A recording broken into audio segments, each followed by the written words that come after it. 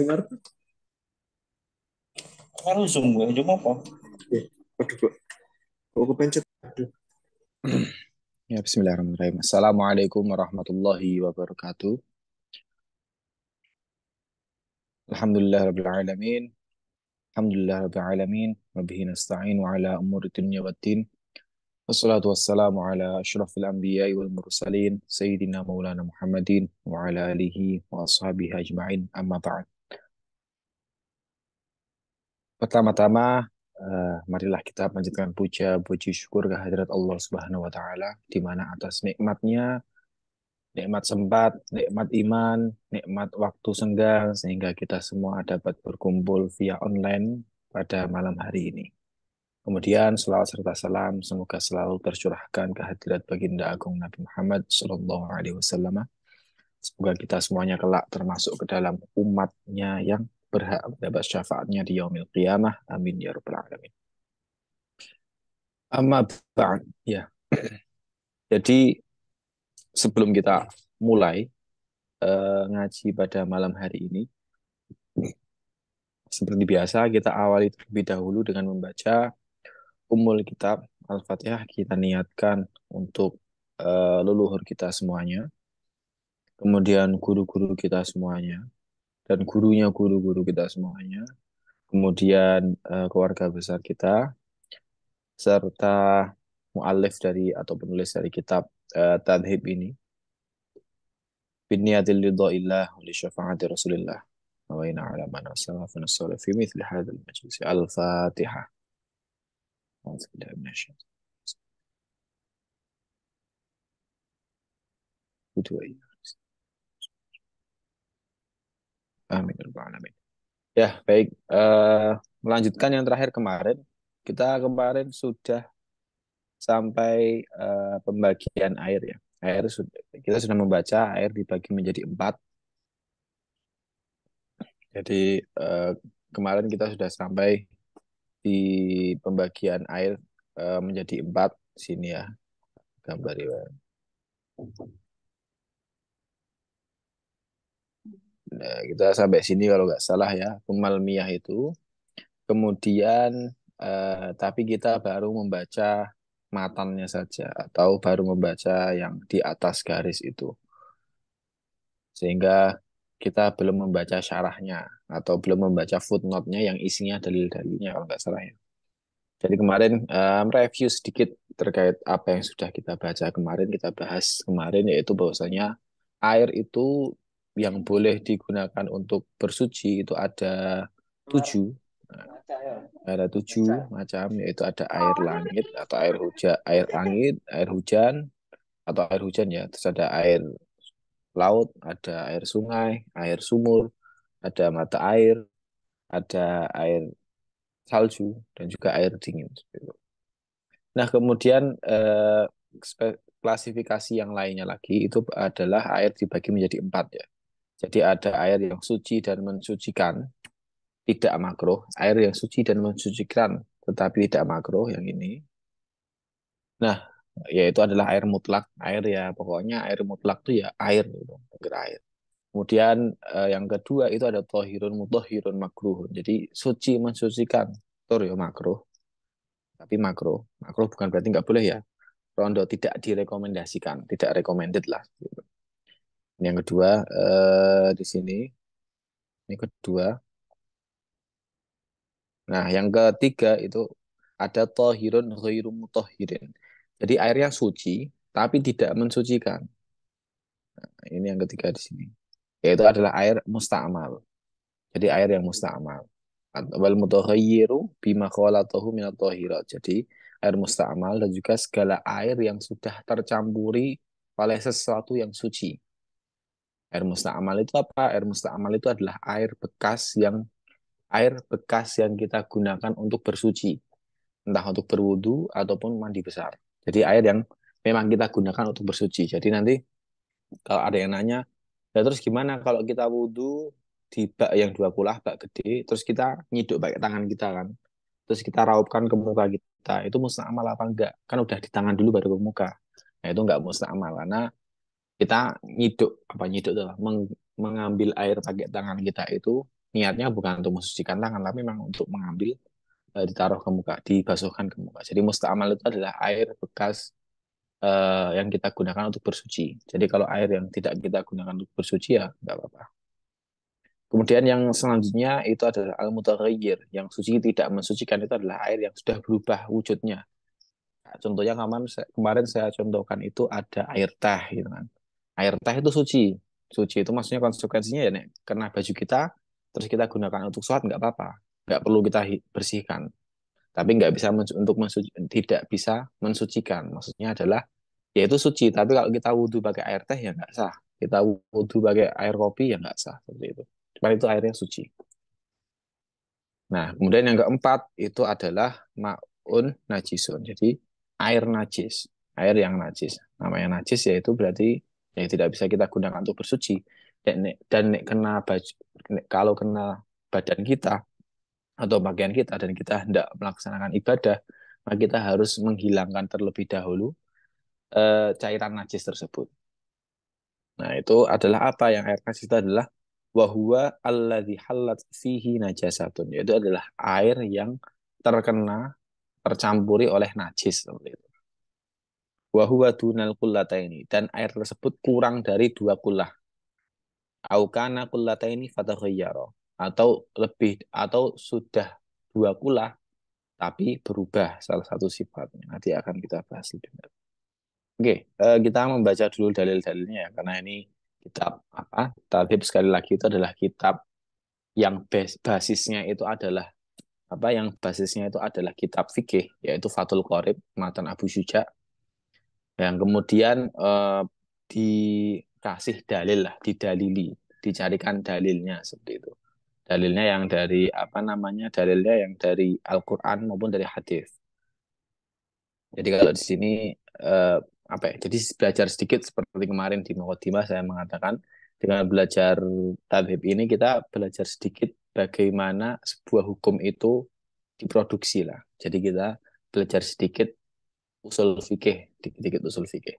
Karena kan kalau yang kita pelajari biasanya kayak hukum ini halal, ini haram, ini sunnah, ini mubah, ini makruh, itu kan fikih namanya, produknya.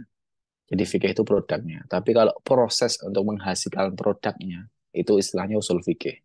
Kalau kemarin juga saya sampaikan, kalau di pondok itu sering dianalogikan seperti apa namanya, seperti ketika kita masak nasi goreng. Nah, nasi goreng itu adalah produknya. Itu fikih lah, fikih itu nasi goreng. Tapi proses untuk menghasilkan nasi goreng seperti gas, kompor, wajan, minyak, berambang bawang, dan lain sebagainya itu usul fikihnya. Jadi proses kita untuk menghasilkan produknya itu fikih. Nah, kembali lagi ke sini karena ini adalah isinya ke usul fikih itu kaitannya nanti kembali lagi ke ada ke Al-Qur'an, ke hadis, kemudian nanti ada ijma, ada qiyas dan lain sebagainya. Jadi pokoknya segala sumber-sumber hukum dalam Islam yang dikaji lah di dalam usul fikih. Nah, ini salah satunya ini kita sedang mengkaji Al-Qur'an dan hadis yang menjadi dasar dari sebuah hukum fikih. Jadi sedikit ya menyicipi sedikit bagaimana. Jadi kita tahu lah kayak apa ya. Tahu bagaimana hukum ini terbentuk jadi wajib itu kenapa, kok ini sunnah itu kenapa, kenapa kok kita harus wajibnya itu rukunnya wudhu itu cuma membasuh muka, tangan, sebagian kepala, kaki, tertib.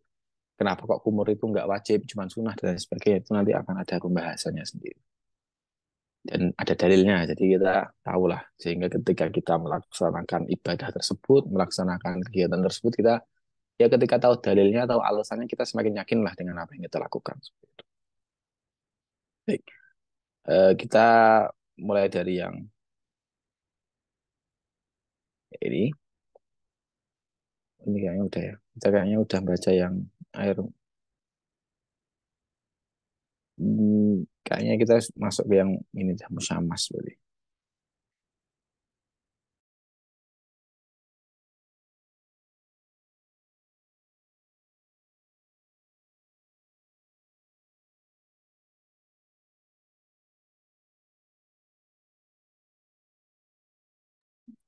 Ya, baik, kembali lagi ke sini. Jadi kalau yang musyamas itu kan kemarin kita sudah membaca ya untuk footnote-nya yang suci mensucikan Itu air mutlak, itu footnote-nya udah kita baca yang mana itu?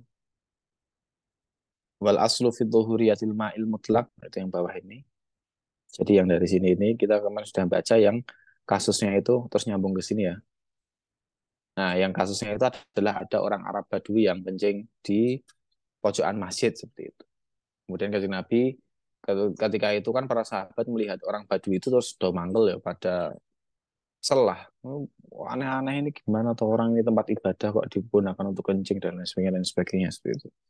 Akhirnya ya mereka udah mau menghakimi lah, main hakim sendiri. Tapi sama kanjeng Nabi ditahan.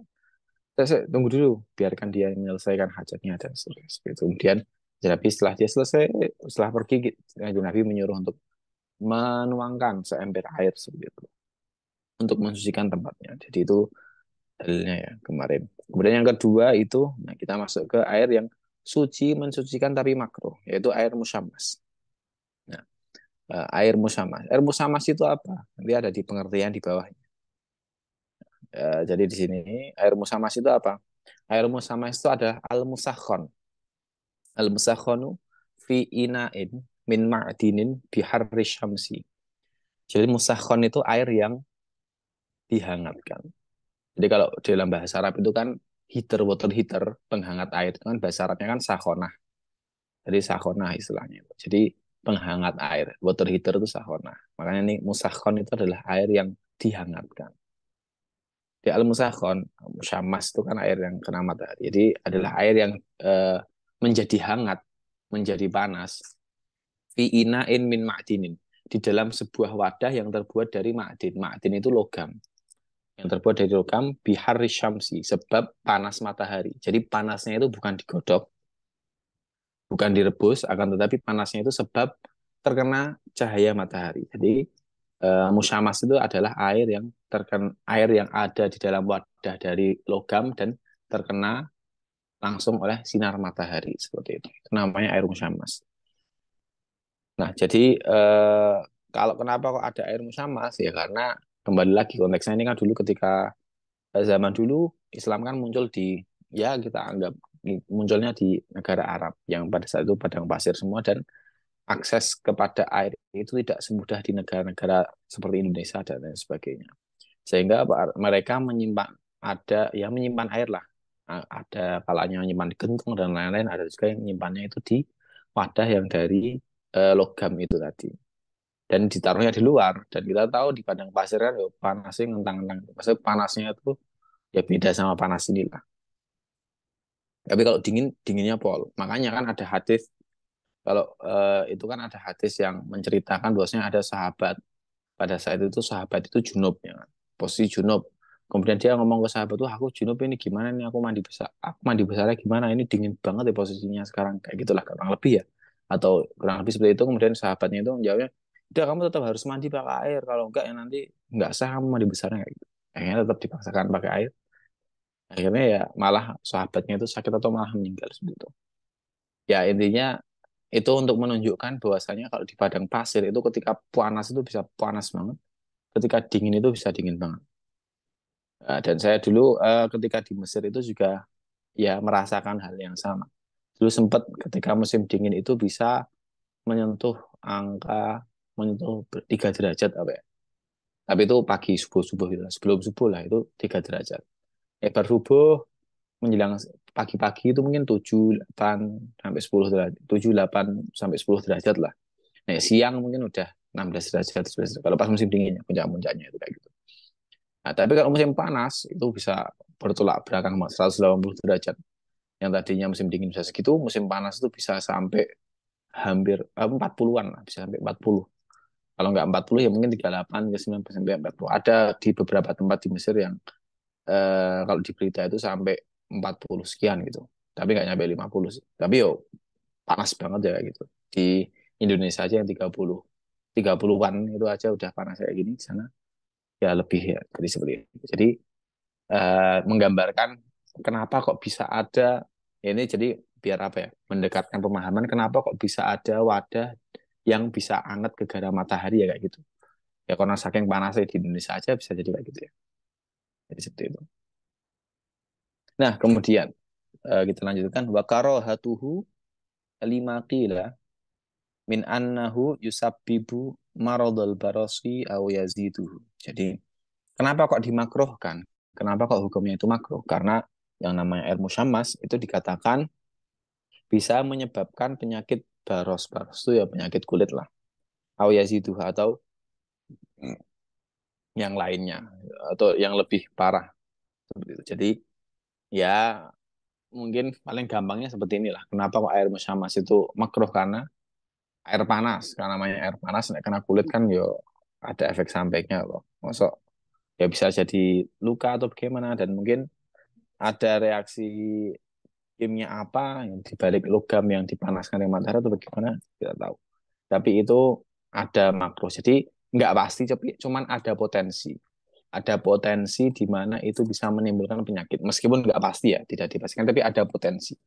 Dan yang di Islam itu kan lebih baik kita menghindari apa? Menghindari maldorot. Jadi lebih baik oleh karena itu jadinya dimakruhkan seperti itu.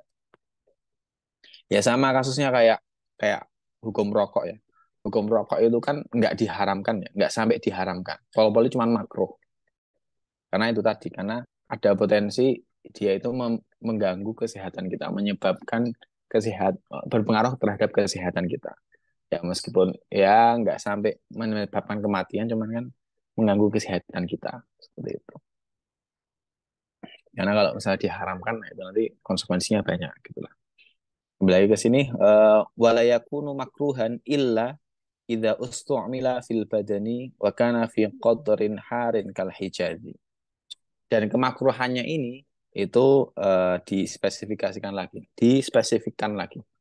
Walayakun makruhan illa. Jadi ada pengecualiannya. Jadi ini dihukumi makruh itu ketika apa? Ketika posisinya panas kemudian kita gunakan di badan kita.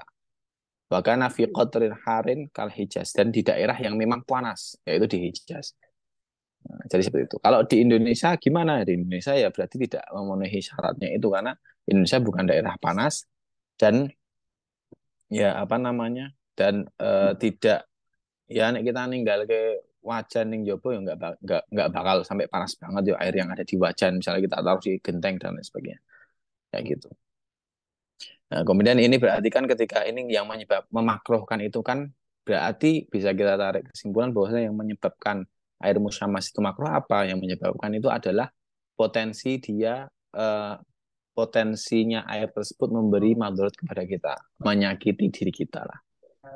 Nah, karena itu ketika kita tahu alasan makrohnya itu di situ, sehingga kita bisa sehingga ketika misalnya ada orang nanya, terus bagaimana hukumnya kalau kita nggak pakai air musyamas, tapi air biasa yang terkontaminasi apa misalnya gitu. Kemudian kita gunakan untuk mandi dan kulit kita jadinya gatal-gatal semua kayak gitu. Nah, kita bisa mengatakan itu hukumnya juga makruh. Apa dalilnya? Ya dalilnya bahasanya itu kita kiaskan ke kasusnya air musyamas ini yang berpotensi atau berkemungkinan menyebabkan kita kena penyakit kulit ya, seperti itu. Jadi itu nanti yaitu kias lah itu kias kurang lebih seperti itulah. Itu kias salah satu cara istinbat hukum, proses pembuatan sebuah hukum. Dan itu saya kira ketika di masyarakat itu akan sering kita gunakan karena pertanyaan di masyarakat itu selalu dinamis ya, nggak sebatas ini boleh ini boleh kadang aneh-aneh pertanyaannya kayak gitulah. Kembali lagi ke sini itu yang air musyamas dalilnya seperti itu. Kemudian kita beranjak ke footnote selanjutnya yaitu footnote yang tentang air suci tapi tidak mensucikan yaitu yang air musta'mal yang ini dulu. Jadi air musta'mal itu ada jadi nomor 2 footnote-nya yang ini musta'mal fi raf'i hadatsin. Jadi air musta'mal, air bekas, yaitu bekas apa? Bekas untuk menghilangkan hadas. Tadi sempat saya singgung, jadi hadis. Air yang bekas kita gunakan untuk bersuci.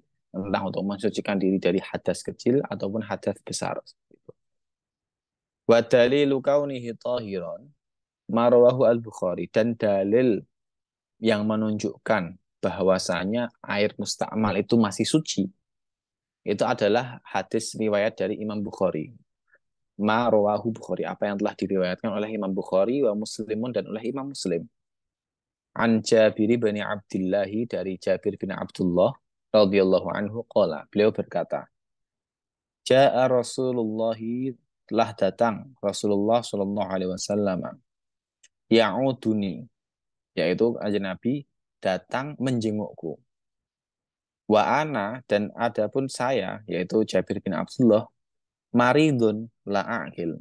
Dan pada saat kanjeng Nabi itu menjengukku atau datang mendatangiku, saya sedang dalam posisi sakit. La'akil, sakitnya itu sampai membuat saya tidak bisa, tidak berakal. Maksudnya ya hilang kesadaran lah. Gitu. Fatalat doa, maka kanjeng Nabi kemudian berwudu. Wasobba alaiya. Sobba itu kan disok kayak dicipratkan gitulah. Wasobba alaiya min wudu'ihi. Kemudian bekas wudunya itu dicipratkan ke saya. Saya itu si Jabir bin Abdullah. Jadi kanjeng Nabi gampangannya mungkin jenguk ke Jabir bin Abdullah. Kemudian pada saat itu si Jabir ini, sahabat Jabir, sedang sakit. Kemudian kanjeng Nabi ya habis itu wudu. Kemudian setelah wudu diciprat-cipratkan gitu ke Jabir bin Abdullah.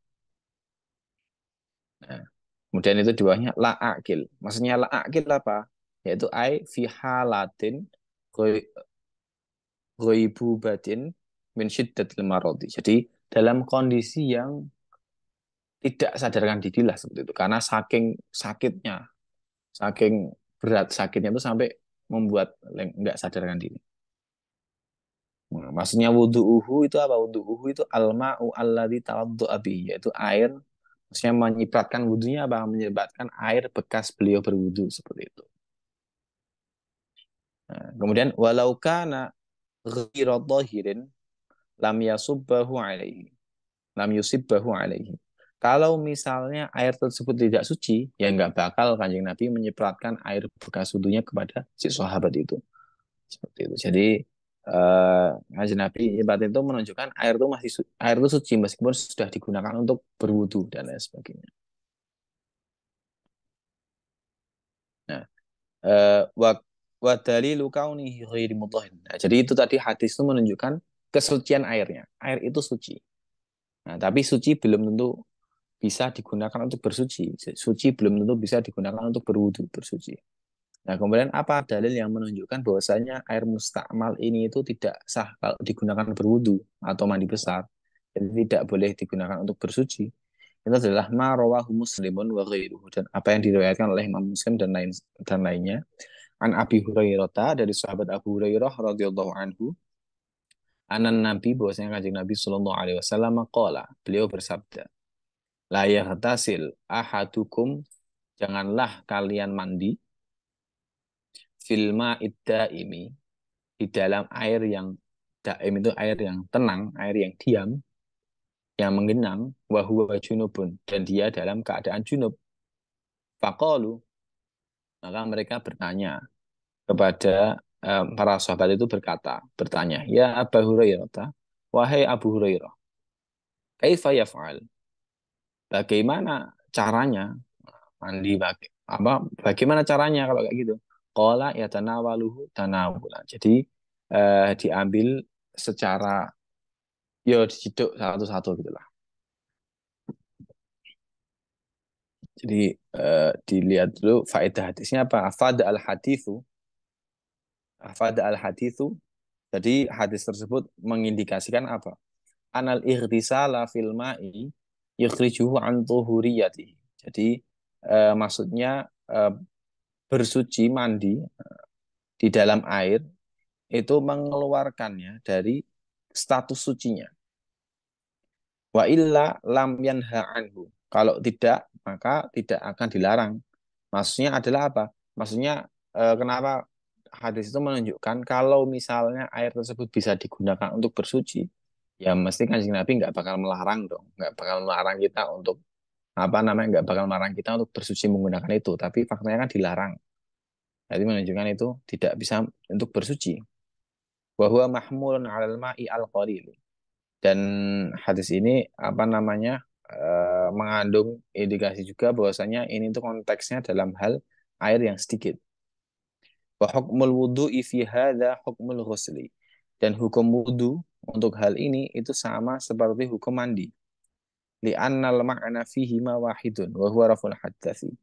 Karena kenapa kok wudhu dan mandi itu disamakan? Karena dua-duanya tujuannya sama, yaitu menghilangkan hadas di dalam tubuh kita yang ada di diri kita. Ya seperti itu. Jadi bukan menghilangkan hadas ya, sebenarnya itu mengangkat, merubah status hadas berhadas kita menjadi suci. Jadi ya beberapa kali sering saya katakan bahwasanya kita perlu membedakan apa yang disebut dengan hadas, hadis, ya hadis hadas atau apa dan apa yang disebut dengan najis. Jadi itu dua hal yang berbeda. Kalau yang namanya najis, najis itu adalah ainnya, ain itu wujudnya, wujud sesuatu yang najisnya. Misalnya telek cecak gitu kan, telek cecak atau telek pitik gitu kan. Kotoran cecak, kotoran ayam, kotoran kucing, nah itu najis itu, bukan hadas. Nah, tapi itu najis itu wujud barangnya, wujud bukan barang ya wujudnya, wujud dohirnya. Kalau masalah hadas, hadas itu yang batin atau statusnya kita. Jadi kita statusnya berhadas gitu. Kita statusnya berhadas besar, berhadas kecil gitu. Jadi hadas itu bukan nggak ada wujudnya, tapi lebih ke status kita sebagai orang muslimnya. Makanya kalau wudhu itu kan sebenarnya kalau dipikir secara logis ya, ketika kita gampangan gini lah, kita ngentut gitu kan, kita kentut, kita buang angin. Kita itu kan gampangannya buang angin kan lewat apa namanya? Lewat dubur ya, lewat dubur. Tapi kenapa kok kita itu cukup merubah status kita kan akhirnya tadinya suci akhirnya menjadi berhadas kita, berhadas kecil. Kita perlu kalau mau sholat perlu melaksanakan wudhu dan sedangkan wudhu itu yang dibasuh hanya muka, tangan, sebagian kepala sama kaki yang rukunnya. Nggak ada membasuh dubur kan gitu. Padahal sejatinya itu kan yang keluar yang menyebabkan kita batal itu kan keluarnya angin dari dubur. Tapi kan nggak dibersihkan apa gimana duburnya gitu kan. Jadi itu apa namanya? Jadi ya memang masalah alasan kenapa kok wudhu itu harusnya hanya membasuh muka, tangan, kepala, kaki itu kenapa nggak membasuh badan, nggak membasuh apa, nggak membasuh leher dan lain sebagainya kenapa? Ya karena itu ya istilahnya itu ta'abudi lah. Ya karena itu memang aturannya seperti itu. Ya, kembali lagi ke sini dulu. Jadi ini hadis yang ghairu mutahhirin menunjukkan tidak suci, tidak bisa digunakan bersuci air tersebut itu adalah ini hadis bahwasanya kanjeng Nabi itu melarang kita, melarang para sahabat untuk mandi di dalam air yang tenang, air daim. Jadi untuk bersuci lah, mandi dalam artinya itu mandi mandi besar karena bahwa junubun dan orang itu sedang junub. Jadi kita nggak bisa kok mandi di tempat tersebut. Kemudian caranya gimana kalau misalnya cuma adanya air daim itu ya udah mandinya itu dengan cara diciduk pelan-pelan. Jadi di pelan-pelan dan memastikan jangan sampai musta'amal. Oke. Nah, kemudian yang selanjutnya itu wal mutaghayyiru bima khalatahu minadh dhahirah. Jadi footnote selanjutnya itu adalah terkait air yang suci tapi tidak mensucikan yang berupa wujudnya udah berubah. Kayak tadi saya contohkan air teh, air kopi seperti itu ya. Oke, footnote-nya ini al-asya at-tahiratu allati yastaghni anha al-ma'u adatan wallati la yumkin fasluha anhu ba'dal mukhalatati kal misk wal malah wa nahwihima wa kaunuhu ghairu mudahhirin li'annahu asbaha la yusamma ma'an fi hadhihi al-hala. Jadi maksudnya itu adalah segala asya at-tahirah, hal-hal, segala hal, sesuatu perkara yang suci yang mana air itu biasanya tidak memerlukan perkara tersebut ya sahni an hal mau'adatan yang biasanya air itu tidak memerlukan hal tersebut. Ketika kita mau ngomong air kan ya air tuh ya di bayangan kita kan air ya itulah air yang bening yang seperti itu.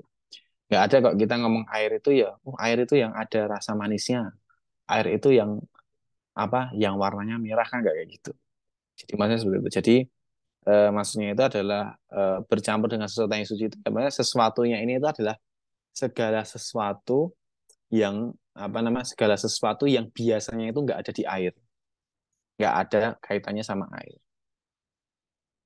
Nah, walati la yumkin fasluha anhu ba'dal mukhalatu. Dan juga tidak mungkin lah, tidak mungkin untuk dipisahkan dari air tersebut setelah tercampur.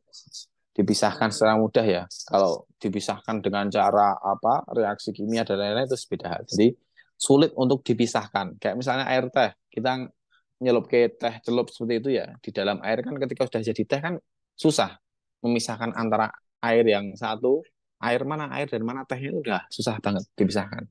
Beda kasusnya kalau misalnya air sama batu. Misalnya pakai batu batu akuarium atau batu kali lah seperti itu. Ketika kita campurkan ke air itu kan masih bisa dipisahkan dengan mudah kan, sehingga airnya tetap jadi air itu nggak apa-apa. Nah, jadi seperti itu. Kali contohnya kan kalau misek minyak wangi, wal malah dan garam wanahwihima seperti itu.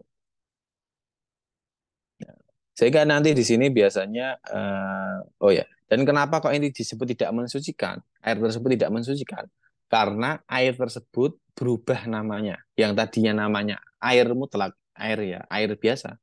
Ketika bercampur dengan hal-hal tersebut, namanya jadi bukan air toh. Biasanya jadi air teh, air gula, air garam, air sabun, air kopi, dan lain-lain. Jadi namanya itu bukan air, tapi udah langsung teh, kopi, gula, garam. Jadi seperti itu.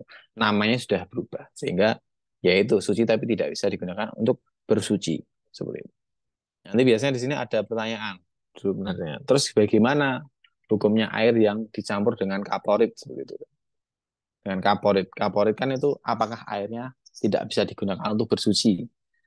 Nah, seperti itu. Nah, itu nanti untuk menjawabnya. Sebenarnya itu kalau masalah kapor itu kan tadi kan ini yang namanya air yang berubah ini kan adalah ketika eh, tercampuri oleh sesuatu yang biasanya tidak ada di air. Sedangkan kaporit itu kan selama batas wajar itu kan memang sesuatu yang masih apa namanya masih biasa dicampur dengan air selama batasnya wajar ya nggak kakean kaporitnya. Karena kalau di Mesir sendiri itu kalau di Mesir itu kalau kalian misalnya ada kesempatan ke sana itu airnya air kerannya kan nggak ada sumur ya di sana jadi pakai air PDAM dan airnya itu rasanya rasa kaporit ya nggak rasa kaporit sih ada vibe kaporitnya dikit-dikit nah kalau di Mesir itu airnya itu berasal dari penyulingan penyulingan air Sungai Nil kalau nggak Sungai Nil kalau laut kejauhan lautnya. Jadi sungai ini pakai disuling, diset, pokoknya seperti itu sehingga terus ditambah kaporit biar lebih layak digunakan. Jadi kalau selama itu tuh kaporitnya kan digunakan untuk melayakkan air digunakan seperti itu nggak apa-apa. Selama kecuali kalau kaporitnya kebanyakan, terus kemudian baunya sangat menyengat dan lain-lain, nah itu beda kasus lagi. Selama masih dalam batas wajar dan tidak apa hanya untuk sebatas menjaga solahiyatul ma, jadi kelayakan air digunakan itu nggak apa-apa. Misalnya seperti itu. Oke, itu tadi sampai yang Minotauro. Dan yang terakhir ini kita pas nanti. Itu maun najis, jadi air najis. Sorry, naik turun. Apa yang dimaksud air najis itu adalah wa huwa alladzi halat fihi najasatun. Jadi air yang ketempatan yang kemasukan bercampur dengan sesuatu yang najis. Bahwa dunal kullataini dan air tersebut kurang dari 2 kullah. Au kana kullataini fataghayyara atau jumlahnya itu 2 kullah tapi berubah. Berubah itu maksudnya berubah salah satu sifat dari sifat air tersebut. Jadi di dalam fikih toharoh ini itu ada istilah yang sangat umum dan istilah yang sering dijumpai yaitu adalah istilah 2 kullah. Di 2 kullah itu merupakan standarisasi air disebut banyak dan sedikit lah bisa kita katakan seperti itu. Jadi ketika air itu kurang dari 2 kullah maka kita mengatakannya itu air sedikit. Kalau 2 kullah atau lebih itu kita menyebutnya air yang banyak. Terus apa perbedaannya? Apa konsekuensi dari kategorisasi ini? Nah, ketika air itu sedikit atau kurang dari 2 kullah, maka air tersebut bisa menjadi musta'mal. Kalau misalnya kita menyelupkan tangan langsung ke air tersebut, kita wudhu, basuh muka gini, terus airnya netes kena itu bisa menjadi musta'mal. Tapi kalau 2 kullah lebih, itu air tersebut akan suci terus. Meskipun kita misalnya ada bak mandi yang besar. Kalau di Kerapia itu ada di Masjid Munawir itu ada kalau wudhu itu pakai bak sing gede banget itu ya. Jadi kita langsung nyelup ke tangan we basuh muka di sana, tangan, terus basuh tangan, kepala, terus nyiduk, ditaruh di kaki kayak gitu, itu nggak apa-apa. Jadi kalau dua kulah itu seperti itu. Jadi nggak apa-apa selama tidak berubah bau, rasa, dan warnanya seperti itu. Nah, fataghayyar itu maksudnya tidak berubah salah satu sifat dari sifat air. Jadi baunya nggak berubah, warnanya nggak berubah, rasanya nggak berubah. Seperti itu. Tapi kalau misalnya dua kula lebih ada banyak tapi kok eh, warnanya berubah dan lain sebagainya itu yang perlu berarti nggak bisa digunakan untuk bersuci. Nah, kemudian kita beranjak ke footnote yang pertama, yaitu footnote yang duna kullata ini, kurang dari dua kula. Footnote nomor satu ya. Rawah al-khamsatu an Abdillah bin Umar. Jadi diriwayatkan oleh imam yang lima. Imam lima itu ada Imam Nasai, Imam Ibnu Majah, Imam Tirmidzi dan lain-lain itu lima perawi hadis dari Abdullah bin Umar radhiyallahu anhu. Jadi Abdullah putranya Sayyidina Umar. Qala, beliau mengatakan, Sami'tu Rasulullah sallallahu alaihi wasallam. Aku pernah mendengar Kanjeng Nabi. Wa huwa yus'alu 'anil ma'i yakunu bil falati minal ardi. Wa ma yanubuhu minasibai wa dawabi. Jadi aku pernah mendengar bahwa pada saat itu Kanjeng Nabi ditanyai terkait dengan air yang digunakan oleh apa ya? Digunakan oleh para petani lah seperti itu, oleh para petani. Kemudian wamayano buhu minasibak wadawabi. Kemudian apa yang bisa menggantinya seperti itulah. Nah, kemudian faqala kan Nabi menjawab idza kana al-ma'u ini lam yahmil al-khabath wa fi lafdzin li Abi Dawud fa innahu la yanjus. Jadi kan Nabi itu apa namanya? Jadi kan ada petani, kemudian ada air, bertanya lah. Pokoknya gimana kalau airnya itu udah dipakai juga untuk sibak sama dawab ya untuk ternaknya gitulah.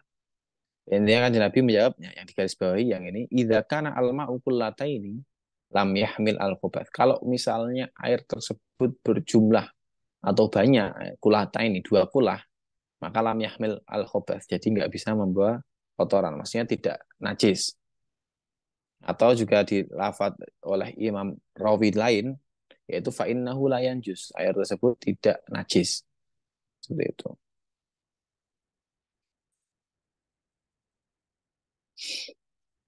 Ya.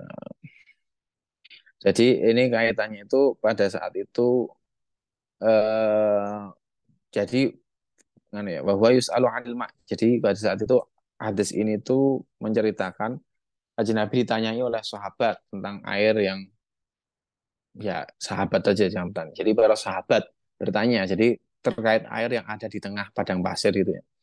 Di tengah padang pasir yang mana air tersebut itu kan ya mungkin oase ya itu nggak tahu gimana air di tengah padang pasir yang mana yang mengonsumsi air tersebut karena itu di kambangannya di apa alam terbuka maka yang mengonsumsi itu bisa jadi ada binatang buas ada binatang ternak dan lain sebagainya seperti itulah dari hewan-hewan binatang-binatang.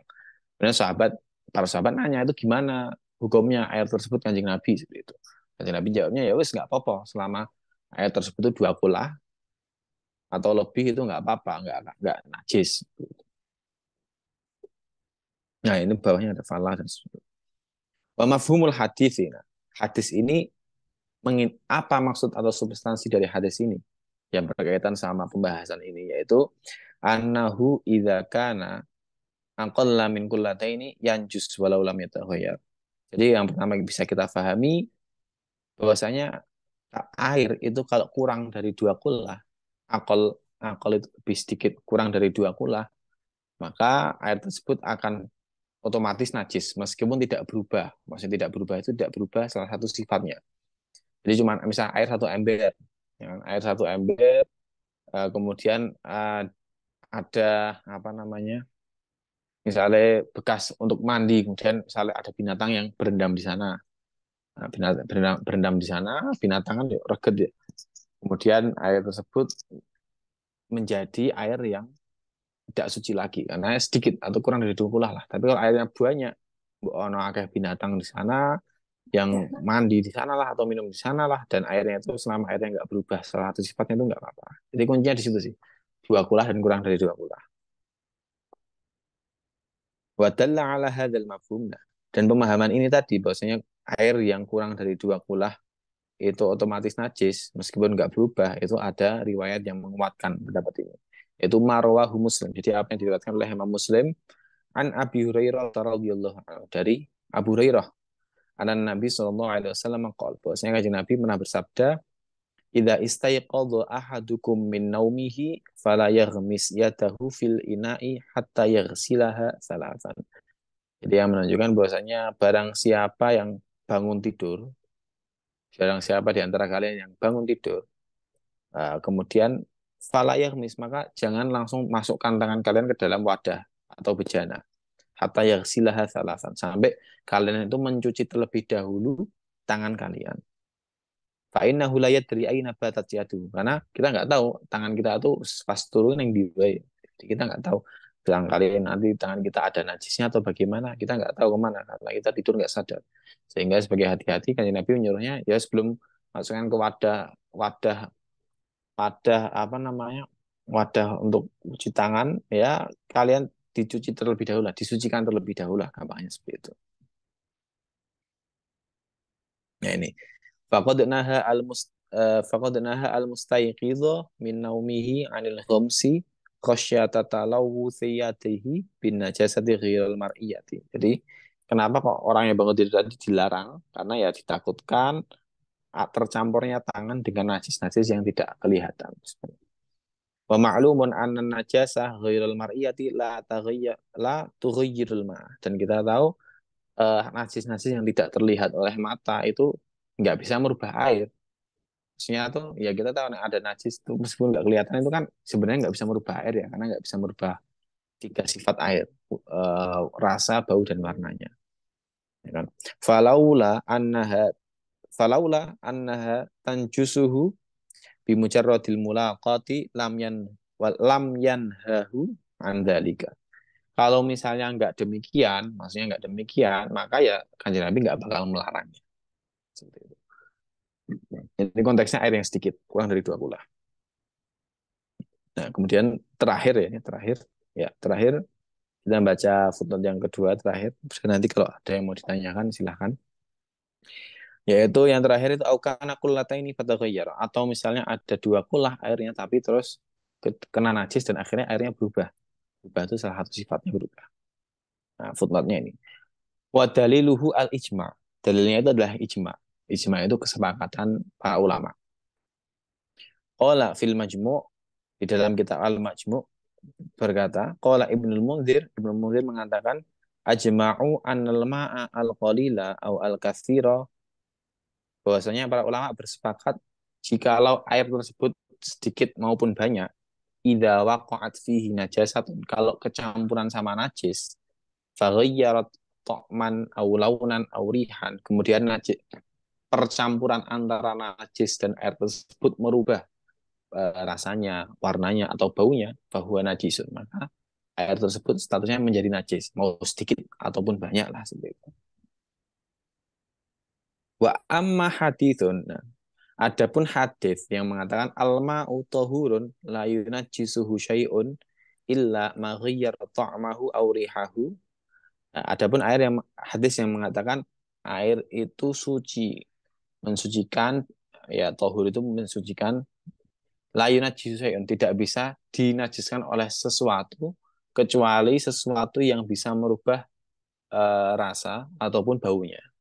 Maka kalau hadis itu konteksnya dhaifun sanadan. Sanadnya dhaif. Itu sanadnya dhaif. Qala anhu An-Nawawi rahimahullah taala, kemudian Imam Nawawi mengomentari hadis dhaif tersebut, la yasihhu al-ihtijaju bihi. Kita enggak boleh berihtijaj atau berhujah dengan hadis tersebut. Hadis tersebut tidak bisa kita gunakan untuk apa namanya? Landasan hukum, hukum fikih, hukum syariat. Karena kalau di ilmu hadis itu kan kalau hadis dhaif itu bisa kita gunakan selama itu biasanya itu fadhailul amal dan lain sebagainya. Itu kalau itu berupa kayak fadilah-fadilah itu nggak apa-apa kita gunakan sebagai motivasi kita semakin rajin ibadah. Naqala, dan beliau berkata, wa naqala al Imam Asy-Syafi'i rahimallahu taala tad'ifahu an ahli ilmi bil hadis. Nah, jadi Imam Syafi'i juga beranggapan sama. Mengomentarinya juga sebagai hadis yang dhaif seperti itu. Aku kamu call. Eh, nah, tadi. Nah, mungkin satu baris terakhir ya, ini cuma sedikit sebelum ganti fase. Belum. Jadi insya Allah pertemuan selanjutnya kita mulainya dari sini. Nah, wal kullatani khomsumi atirit. Jadi ini ukurannya. Jadi namanya dua kullah itu sebanyak 500 ritul Baghdadi takriban fil asoh. Itu 500 ritul Baghdadi. Itu kalau coro Yai apa? Kiai Haji Muhajir Jawa Timur itu beliau mengatakannya kalau segitu itu kurang lebih kalau dikonversikan ke dalam bentuk bak mandi yang kubus bentuknya itu kurang lebih ukurannya itu panjang, lebar, tingginya, volumenya itu kurang lebih per sisinya, per rusuk ya, per rusuk kubus ya berarti panjang, lebar, panjang, lebar, tinggi ya. Ya sisi-sisinya itulah, pokoknya sisi-sisinya itu kurang lebih 91,8 cm lah. Ya kita genapkan 1 meter, 1 kali 1 kali 1, 100 cm kali 100 cm kali 100 cm itu 20 lah. Nah, kalau di sini itu kalau menurut kitab ini tuh di footnote-nya itu bisa dilihat ya. Ai mayusawi mi'atan wa tis'ina litron takriban atau kurang lebih 190 liter lah. Kurang lebih 2 kuliah itu 190 liter. Liter. Nah, ini atau kalau corok kitab ini tuh ya kurang lebih siatu mak'abin. Jadi luas kubus yang mana panjang sisinya itu 50 58 cm. Ini lebih sedikit ya. 58 cm. Nah, tapi kalau cara Masjid itu ya itu 91,8 cm kalau nggak salah. Ya paling aman ya ketika 100 meter itu. 100 meter, 100 cm. Sorry. Jadi gitu, lebih kurangnya banyak sedikitnya ya. Ya, mungkin sekian untuk hari ini materinya sampai situ dulu. Insya Allah pertemuan selanjutnya kita sudah masuk ke fase-fase. Jadi itu fase membahas tentang wujudul maitati kulit bangkai, kemudian kemudian nanti ada fase tentang layak juzu istiqmalu awanid zahabi, nggak boleh menggunakan wadah dari emas dan perak dan lain sebagainya. Nah, mungkin begitu, mungkin sekian dari saya. Monggo kalau ada yang mau ditanyakan, silahkan. Oke, Gus. Gus Billy, matur nuwun Gus atas materinya. Mungkin izin bertanya Gus. Mungkin Ya, dua ya monggo, kalau monggo. dari saya. Yang pertama, berarti di Indonesia itu misalnya kita mau wudhu biasanya kan kalau lagi panas itu kan di kerannya panas gitu kan. Air-air awalnya tuh airnya kan panas-panas. Nah, itu berarti nggak termasuk musyamas nih.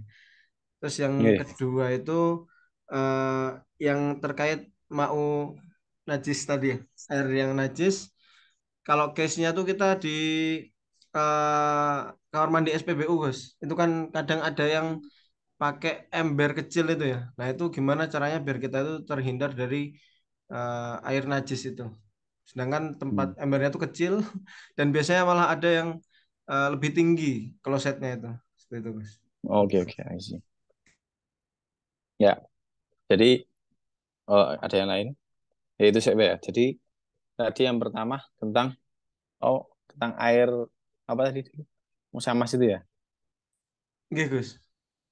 Ya, musamas itu ya kalau ya air musamas itu adalah air yang itu tadi ya. Jadi air yang diwadahi ning jero wadah saka logam yang mana dia panasnya itu sebab panas matahari. Jadi logam yang ditaruh di luar. Jadi ono wadah saka logam terus dideleh ning ngarep rumah atau ning atap. Ya kalau di Indonesia di atap ya karena kalau di bawah mungkin bakal panas. Nah, kemudian dia panas sebab panas terik matahari seperti itu kan. Nah, teman kalau itu kan kasusnya di Timur Tengah ya di Arab itu kan ya ditaruh di depan rumah wes panas gitu kan. Nah, kemudian kalau di Indonesia bagaimana konteks Indonesia? Saya kira kalau konteks Indonesia itu air musamas itu ada yang mengatakan bisa, ada yang mengatakan itu nggak ada. Maksudnya nggak ada itu nggak memenuhi syaratnya tadi itulah. Ya. Jadi kalau menurut saya bagaimana pendapat saya? Kalau pendapat saya itu ya kita bisa merasakan lah. Maksudnya selama air itu menurut kita layak kita gunakan dan tidak berefek negatif kepada kita, ya meskipun itu nanti ada yang kan biasanya ada ya tandon air yang terbuat dari logam itu ada ya biasanya. Itu kan kalau pas panasan ya airnya jadi anget kayak gitu ya. Nah itu Pak nggak apa-apa menurut saya. Misalnya itu pun musamas itu ya nggak apa-apa. Maksudnya nggak apa-apa itu ya masih bisa untuk kita gunakan untuk berwudu seperti itulah. Jadi makro di sana itu alasan makronya itu lebih karena ada potensi menimbulkan sakit di kita, di kulit kita. Tapi ketika potensi tersebut tidak terjadi, maka ya sah-sah. Maksudnya meskipun eh, kita terus akhirnya sakit, itu tetap wudhu kita dan lain-lain tetap sah. Karena itu cuma makro ya, nggak nyampe haram. Jadi menurut saya seperti itu sih. Jadi masalah ada apa nggak adanya, ya ya selama misalnya itu memang air di dalam wajan, terus kita taruh depan rumah terus panas, mungkin saya lebih enak. Kalau saya pribadi itu masih tetap menganggapnya sebagai air musyamas ya. Dalam artian air yang panas atau menjadi hangat sebab terik matahari seperti itu. Kemudian yang selanjutnya itu yang terkait air apa di SPBU itu ya. Ya itu saya juga sering menemui itu ya. Kadang embernya mek cilik baru weh cendek timbang klosetnya kan kayak gitu ya. Ya kalau kayak gitu bagaimana kita ngakalinya? Ya paling gampang untuk ngati-hati itu ya karena embernya kecil. Ya kita pertama kita ketika bersucinya atau kita apa namanya misalnya habis buang hajat kita apa namanya membersihkan dirinya bersucinya ceboknya gitu caranya ya kita hidupkan dulu kerannya kita urep ke kerannya setelah hidup terus ya kita bisa kita diamkan dulu lah gampang karena sedikit kan karena embernya kecil kalau biasanya saya tak diamkan dulu biar sampai airnya itu mengalir meludak lah airnya itu meludak nah, setelah meludak itu kita gunakan untuk bersuci kita bersuci. Nah, jadi seakan-akan itu kan air yang mengalir. Jadi meskipun wadahnya kecil, tapi kan itu air mengalir. Nah, kalau air mengalir kan itu nggak apa-apa. Bukan air yang diam, bukan air yang diam. Jadi kalau misalnya pun ada air yang nyiprat ke sana, habis kita gunakan untuk bersuci, itu nggak apa-apa karena itu masih air yang mengalir. Jadi dihukumnya tetap air yang suci seperti itu. Sebagai hati-hatinya seperti itu. Nah, kemudian nanti ya baru gue ngosok ning kloset air misalnya air yang di ember itu kita gunakan untuk membersihkan apa bekas buang hajat kita. Seperti itu sih, Mas Adil. Oke, namanya. Siap Gus, matur nuwun sangat. Oke, terus ini ada yang tanya. Mas Alvin, mau tanya kalau semisal lagi ngecamp di pegunungan, kemudian ada besar atau mie basah dan kondisinya cuacanya dingin banget, itu apakah kita wajib mandi besar? Oke.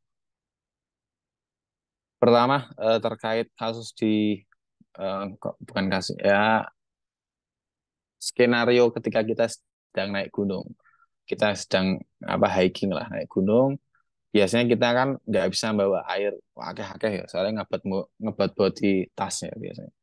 Nah itu kemudian bagaimana kalau ketika kita di atas terus kita mimpi basah misalnya gitu ya, kita mengalami status berhadas besar itu bagaimana?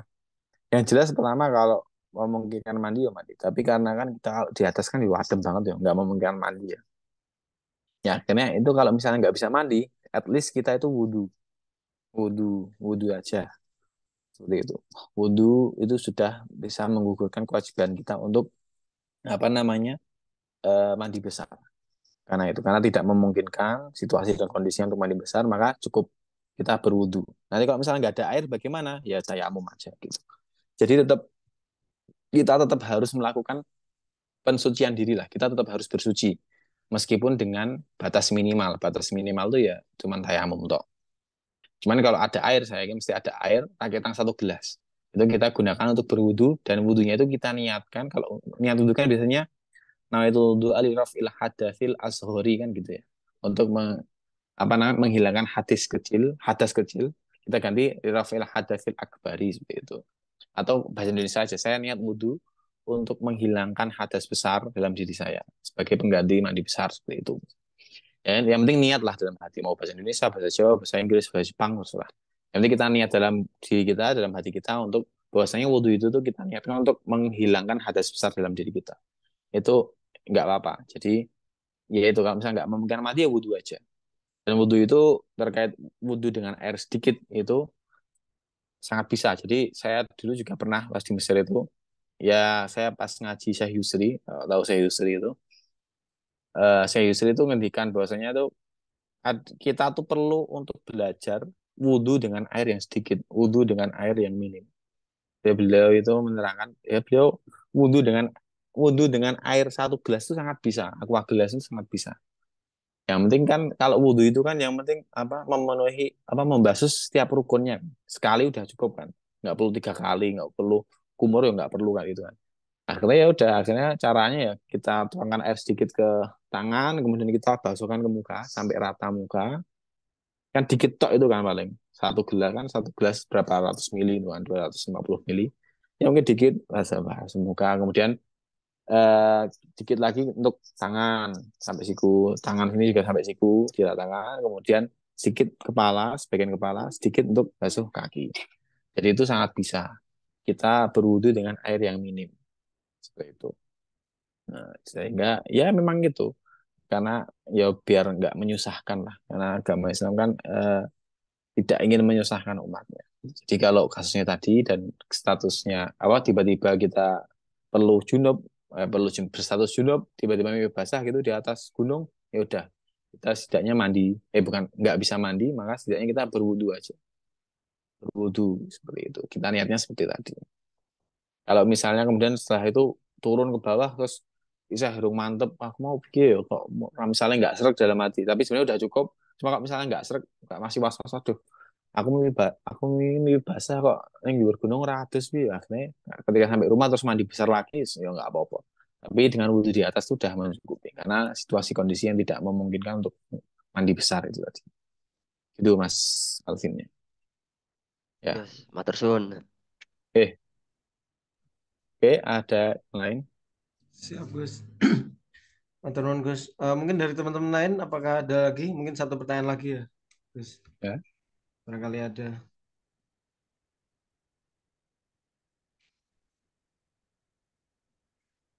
Oke, belum ada sepertinya, Gus. Monggo, Gus, boleh oke, ditutup. oke, siap. Terima kasih semuanya untuk malam hari ini. Kurang lebihnya mohon maaf kalau ada salah kata, salah ucap. Mohon maaf. Oke, mari kita tutup. Langsung saja kita tutup pertemuan hari ini dengan membaca Hamdalah bersama-sama. Alhamdulillahirabbil alamin. Ya, semoga dapat bermanfaat untuk semuanya. Fitni wa dunya wal akhirah. Sekian dari saya. Wallahul muwaffiq ila aqwamit thoriq. Assalamualaikum warahmatullahi wabarakatuh. Waalaikumsalam warahmatullahi wabarakatuh. Matur nuwun, Gus. Pilih Eh, jazakumullah sami-sami. khairan.